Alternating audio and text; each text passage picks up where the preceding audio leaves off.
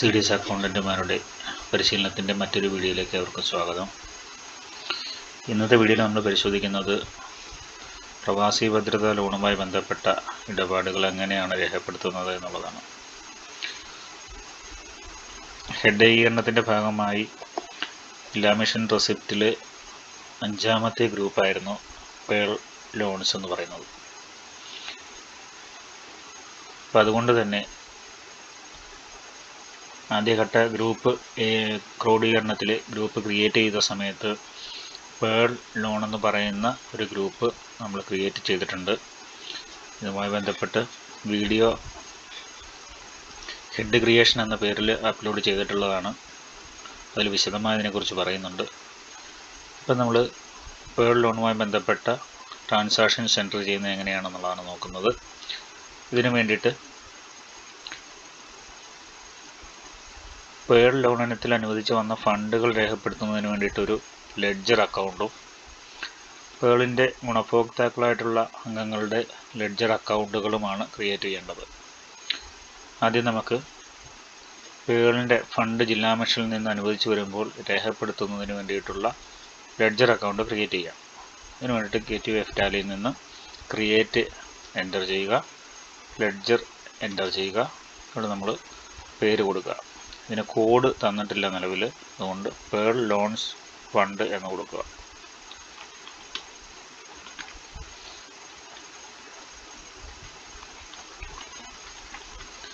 Under pearl fund interest കാൽക്കുലേഷനും cost സെൻറ്ററും ഒന്നും നമുക്കിവിടെ ഇതിൻ്റെ ആവശ്യമില്ല.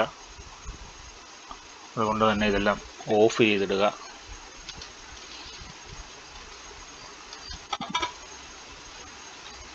നമുക്ക് സേവ് ചെയ്യാം. അപ്പോൾ നമ്മൾ നിലവിൽ ചെയ്തിരിക്കുന്നത് പേൾ ലോണിൻ്റെ ജില്ലാ മിഷനിൽ നിന്നുള്ള വരവ് രേഖപ്പെടുത്തുന്നതിന് വേണ്ടിയിട്ടുള്ള ഒരു ലെഡ്ജറാണ് ക്രിയേറ്റ് ചെയ്തിരിക്കുന്നത്. ആ ലെഡ്ജർ നമ്മൾ സേവ് ചെയ്യുകയാണ്.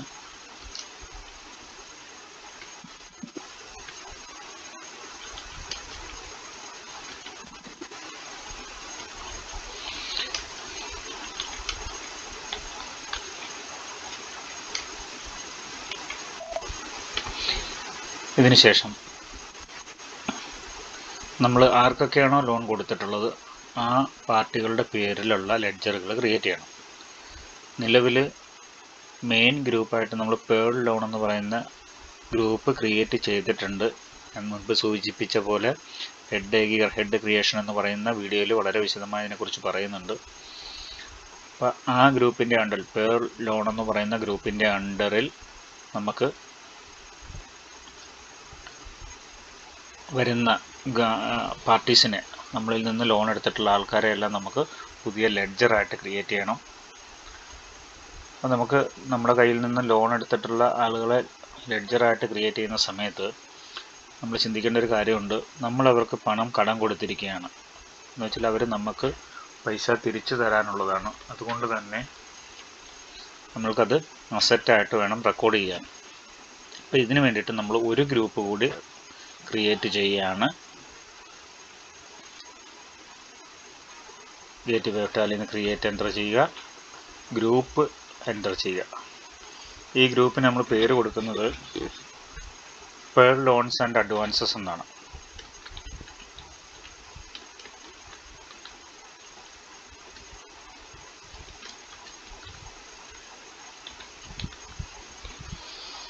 Pearl loans and advances.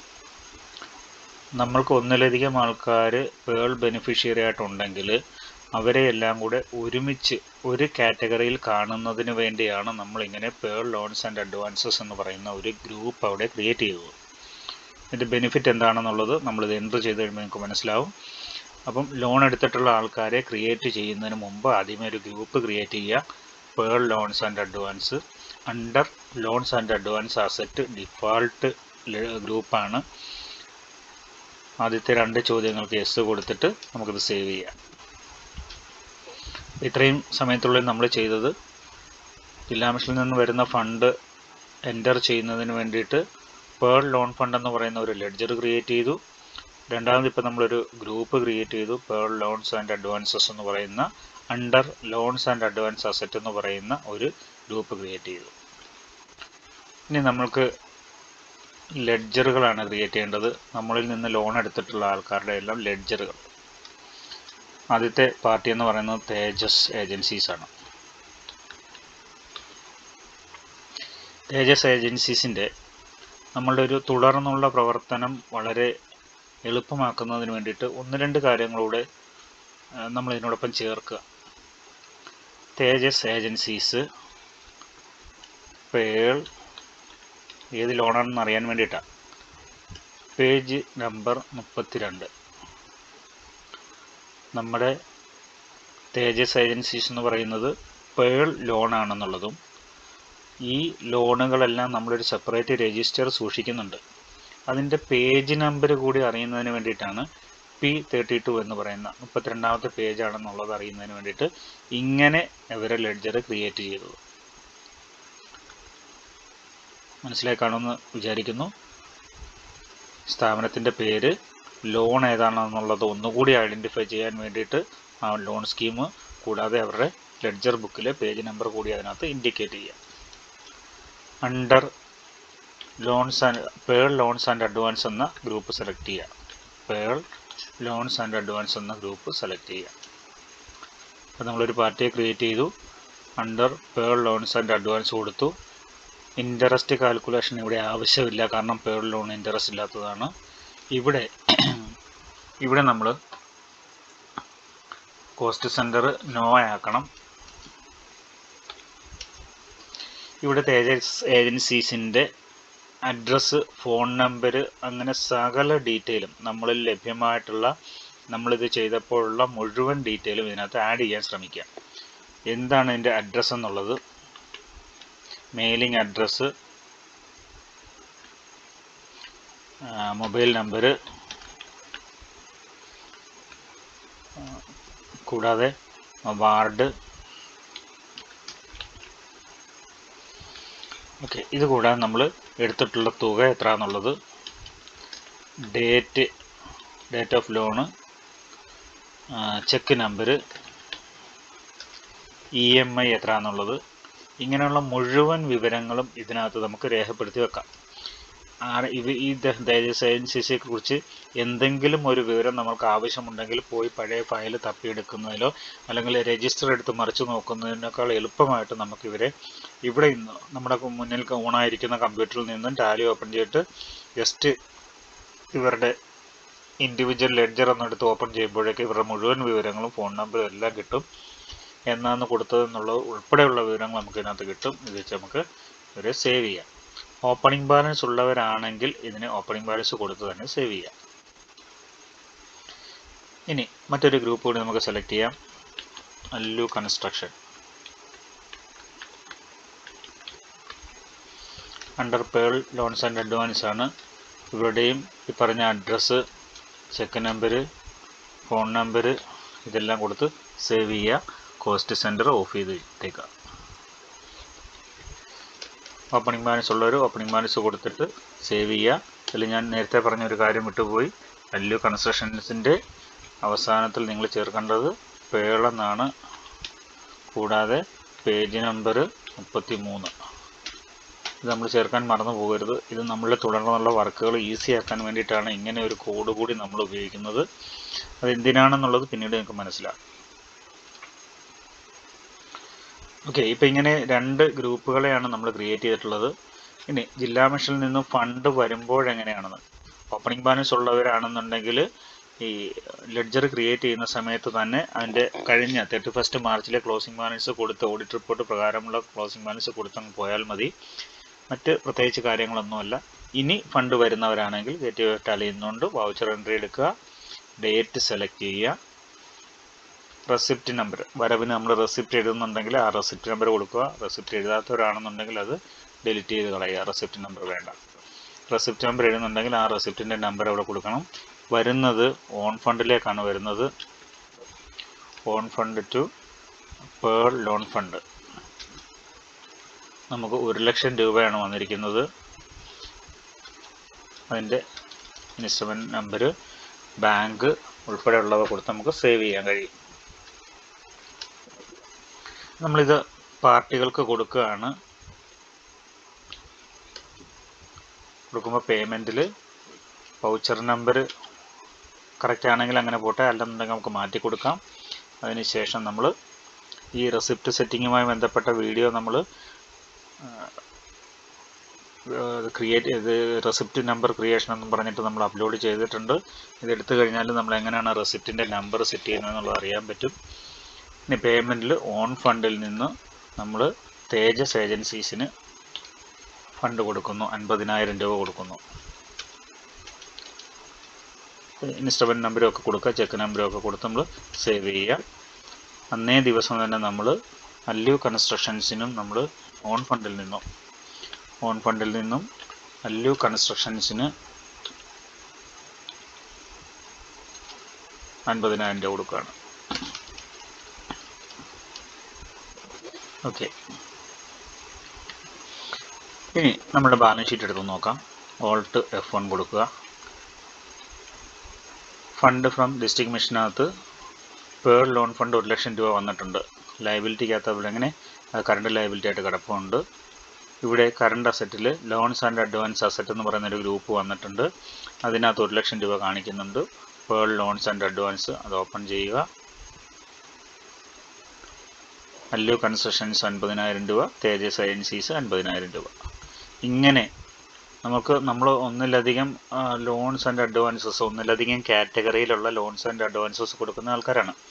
CF ഉണ്ട്, CIF ഉണ്ട്, CIG ഉണ്ട്, പേൾ ഉണ്ട്. അപ്പം ഇങ്ങനെ വിവിധങ്ങളായിട്ടുള്ള ലോൺസ് കൊടുക്കുന്ന ആളുകളായതുകൊണ്ട് തന്നെ ഈ വരുന്ന കാറ്റഗറി എല്ലാം കൂടെ ഈ ലോൺസ് ആൻഡ് അഡ്വാൻസ് അസറ്റ് എന്ന് പറയുന്ന ഒരു കുടക്കീഴിൽ നമുക്ക് കാണാൻ കഴിയും. അത് ഓപ്പൺ ചെയ്യുമ്പോഴേക്ക് നമുക്ക് പേൾ ലോൺസ് ആൻഡ് അഡ്വാൻസസ് എന്ന് പറയുന്ന മറ്റൊരു ഗ്രൂപ്പ് കാണാൻ പറ്റും. അതിൽ നമ്മൾ ഇപ്പോൾ കാണുന്നത് എന്ന് വെച്ച് കഴിഞ്ഞാൽ പേൾ ലോൺ ഇനത്തിൽ ജനറൽ പബ്ലിക്കിൽ നിന്നും എത്ര രൂപ നമ്മൾക്ക് തിരിച്ച് കിട്ടാനുണ്ട് എന്നുള്ളതാണ് ഈ 1,00,000 എന്ന് പറയുന്നത്. ഇനി ഇതിൽ നമ്മൾ തിരിച്ചടവ് വരുമ്പോൾ ഇനി എമൗണ്ട് കുറഞ്ഞു വരും, നമുക്ക് പിന്നീട് നോക്കാം. അപ്പം ഇങ്ങനെ ഒരു ഫണ്ട് പ്രകാരം, ഒരു ലോൺ സ്കീം പ്രകാരം മൊത്തത്തിൽ എത്ര രൂപ കിട്ടാനുണ്ട് എന്നുള്ളത് വളരെ സിമ്പിളായിട്ട് ഇങ്ങനെ നമ്മൾ ലോൺസ് ആൻഡ് അഡ്വാൻസസ് എന്ന് പറയുന്ന ആ കാറ്റഗറി ഓപ്പൺ ചെയ്യുമ്പോൾ നമുക്കിങ്ങനെ അറിയാൻ പറ്റും. ഇതിൻ്റെ താഴേക്ക് വരാനുണ്ട് CF, CIG എല്ലാത്തിൻ്റെയും ബാലൻസ് എമൗണ്ട് ഇങ്ങനെ നമുക്ക് ഫൈനൽ ബാലൻസ് ഷീറ്റ് കാണിക്കും. ഓക്കെ, ഇനി നമുക്കിത് തിരിച്ചടവ് വരുമ്പോൾ എങ്ങനെയാണ് റെക്കോർഡ് ചെയ്ത് നോക്കാം. വൗച്ചർ എൻട്രി എടുക്കുക, ഡേറ്റ് മാറ്റി കൊടുക്കുക. റെസിപ്റ്റാണ്, ഫണ്ട് വരുന്നത് ഓൺ ഫണ്ടിലേക്കാണ് വരുന്നത്, തരുന്നത് തേജസ് ഏജൻസീസ് ആണ്. 5,000 രൂപ അവരടച്ചു.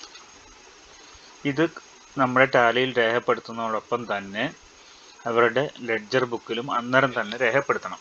അതിന് വേണ്ടിയിട്ട് നമ്മൾ വലിയ ബുക്ക് എടുത്ത് 1, 2 എന്ന് പറഞ്ഞ് മറിക്കുന്നതിന് തുല്യമായിട്ട് പെട്ടെന്ന് തന്നെ തേജസ് ഏജൻസീസ് അടിക്കുമ്പോൾ അത് പേളിൻ്റെ ലോണാണെന്നുള്ളത് അറിയാൻ പറ്റും. പേളിൻ്റെ ബുക്ക് എടുക്കുക, പേജ് നമ്പർ 32 പെട്ടെന്ന് തപ്പി എടുത്തിട്ട് നമുക്ക് എന്ത് ചെയ്യാൻ പറ്റും, ഈ എമൗണ്ട് അതിലേക്ക് വരവ് വെക്കാൻ പറ്റും. ആ വരവ് വെച്ചിട്ട് ഇതിൻ്റെ ക്ലോസിംഗ് ബാലൻസ് തൊട്ട് താഴെ 45,000 രൂപ എന്ന് കാണിക്കുന്നുണ്ട്. ആ ബാലൻസ് കൂടി എഴുതി കഴിഞ്ഞാൽ നമ്മളുടെ കുറേ പണികൾ, സാധാരണ നമ്മൾ ക്യാഷ് ബുക്കിൽ എഴുതി അവിടുന്ന് പിന്നെ ലെഡ്ജർ ചെയ്യാനൊക്കെ ഒത്തിരി സമയം പോകും. ഇത് ആ ടാലിയിലേക്ക് എൻ്റർ ചെയ്യുന്ന സമയത്ത് തന്നെ റെസിപ്റ്റ് എഴുതാൻ പറ്റും, ടാലിയിൽ എൻ്റർ ചെയ്യാൻ പറ്റും, തൊട്ടടുത്ത നിമിഷം തന്നെ അവരുടെ ലെഡ്ജറിലേക്ക് പോസ്റ്റ് ചെയ്ത് മാറ്റാൻ പറ്റും. കൂടി വന്നാൽ ഇതൊരു ട്രാൻസാക്ഷൻ ചെയ്യുന്നതിന് 5 മിനിറ്റിൽ കൂടുതൽ വേണ്ടി വരില്ല. ബുക്ക് എടുക്കുന്നത് ഉൾപ്പെടെയുള്ള സമയമാണ് പറയുന്നത്. അപ്പോൾ അത്രയും വേഗത്തിൽ നമ്മളുടെ ആ മേഖല, അതുമായി ബന്ധപ്പെട്ട മുഴുവൻ വർക്കുകളും നമ്മൾ പൂർത്തീകരിച്ച് കഴിഞ്ഞു എന്നുള്ളത് മനസ്സിലാക്കണം. അപ്പോൾ അങ്ങനെ നമ്മളതിൻ്റെ ഒരു പൈസ അടച്ചതിൻ്റെ ഡീറ്റെയിൽ നമ്മൾ സേവ് ചെയ്യണം. ഓക്കെ, അന്നേ ദിവസം തന്നെ നമുക്ക് അല്ലു കൺസ്ട്രക്ഷൻസ്, അപ്പം ഓൺ ഫണ്ടിലേക്ക് അല്ലു കൺസ്ട്രക്ഷൻസും പൈസ അടയ്ക്കുന്നുണ്ട്. 4,500 രൂപയാണ് അവരടച്ചത്. അപ്പോൾ ഇവർക്ക് റെസിപ്റ്റ് കൊടുക്കുകയാണെങ്കിൽ അതിൻ്റെ റെസിപ്റ്റ് നമ്പറാണ് മുകളിൽ കാണിക്കേണ്ടത്. റെസിപ്റ്റ് കൊടുക്കാത്തവരാണെന്നുണ്ടെങ്കിൽ ആ റെസിപ്റ്റ് നമ്പർ നമുക്ക് ഡിലീറ്റ് ചെയ്ത് കളയാം എന്നുള്ളത് ഞാൻ വീണ്ടും ഓർമ്മിപ്പിക്കുന്നു. അപ്പോൾ ഇതുപോലെ തന്നെ അല്ലു കൺസ്ട്രക്ഷൻസിൻ്റെ ബുക്ക്, പേളിൻ്റെ ബുക്ക് എടുക്കുക, പേജ് നമ്പർ 33 എടുക്കുക, അല്ലു കൺസ്ട്രക്ഷൻസിൻ്റെ 4,500 രൂപ വരവ് വെച്ച് ബാലൻസ് എഴുതിയിടുക, സേവ് ചെയ്യുക. ഇതിങ്ങനെ തുടർന്ന് പോയിക്കൊണ്ടേയിരിക്കും. ഇനി എൻ്റെ റിപ്പോർട്ട് എങ്ങനെയാണെന്ന് നോക്കാം. ബാലൻസ് ഷീറ്റ് എടുക്കുക, ഓൾട്ട് F1 എടുക്കുക. ഫണ്ട് ഫ്രം ഡിസ്ട്രിക്ട് മിഷൻ 1,00,000 രൂപ പേൾ ഫണ്ട് വന്നത് കിടപ്പുണ്ട്. അതുപോലെ നമ്മൾ തിരിച്ചു കൊടുത്തിട്ടില്ല, അത് നമ്മുടെ കിടപ്പുണ്ട്. ലോൺസ് ആൻഡ് അഡ്വാൻസ് അസറ്റ് എന്ന് പറയുന്നത് 90,500 രൂപയാണ് വരാനുള്ളത്. അപ്പോൾ ഒരു ലോൺ സ്കീം മാത്രമേ ഉള്ളൂ, പേൾ ലോൺസ് ആൻഡ് അഡ്വാൻസ്. 90,500 രൂപ കിട്ടാനുണ്ട്. അത് ഒന്നുകൂടെ ഓപ്പൺ ചെയ്യുമ്പോൾ നമുക്കറിയാൻ പറ്റും അവർ രണ്ടുപേരും തിരിച്ചടച്ചതിൻ്റെ ബാലൻസ് തുകയാണ് ഇവിടെ കാണിക്കുന്നത് എന്നുള്ളത്. ഇനി തിരിച്ചടച്ച തുക നമ്മുടെ ബാങ്ക് അക്കൗണ്ടിൽ കൂടിയിട്ടുണ്ട്. ബാങ്ക് അക്കൗണ്ടിൽ 9,500 രൂപ ഇവരിപ്പോൾ അടച്ചത് ഓൺ ഫണ്ടിലേക്ക് വന്നിട്ടുണ്ട്. അപ്പോൾ ഇങ്ങനെയാണ് നമ്മൾ പേൾ ലോൺ സ്കീം ടാലിയിലേക്ക് എൻ്റർ ചെയ്യുന്നത്. പലിശരഹിത വായ്പയാണ്, നിശ്ചിത കാലാവധിക്കുള്ളിൽ അത് അടച്ചു തീർക്കണം. അപ്പോൾ അതുകൊണ്ടൊക്കെ തന്നെ ഇങ്ങനെ വളരെ സിമ്പിളായിട്ട് ഒരു കാരണവശാലും കോസ്റ്റ് സെൻറ്റർ ഉപയോഗിച്ചുകൊണ്ട് ഇത്തരത്തിലുള്ള ലോൺ സ്കീമുകൾ ചെയ്യാൻ പാടില്ല. കാരണം ലോൺ ബാലൻസ് അറിയണമെങ്കിൽ അവർക്ക് ലെഡ്ജർ തന്നെ വേണം. അപ്പോൾ ഇത്തരത്തിലുള്ള ലോൺ സ്കീമുകൾക്കെല്ലാം വേണ്ടിയിട്ട് സെപ്പറേറ്റ് ലെഡ്ജർ തന്നെ ക്രിയേറ്റ് ചെയ്യുക. അല്ലാതെ ചെയ്ത് കഴിഞ്ഞാൽ അവരുടെ ലോൺ ബാലൻസ് അറിയാൻ സാധിക്കില്ല. ഓട്ടോമാറ്റിക് ബാലൻസ് ഷീറ്റ് കിട്ടണമെന്നുണ്ടെങ്കിൽ ലോൺ ബാലൻസ് കൂടി നമുക്ക് അനിവാര്യമാണ്. അതുകൊണ്ട് ഇത്തരത്തിലുള്ള കാര്യങ്ങൾ ശ്രദ്ധിച്ച് ചെയ്യുന്നതിന് വേണ്ടിയിട്ട് ഞാൻ നിർദ്ദേശിക്കുന്നു. മറ്റൊരു വീഡിയോയുമായി നമുക്ക് പിന്നീട് കാണാം.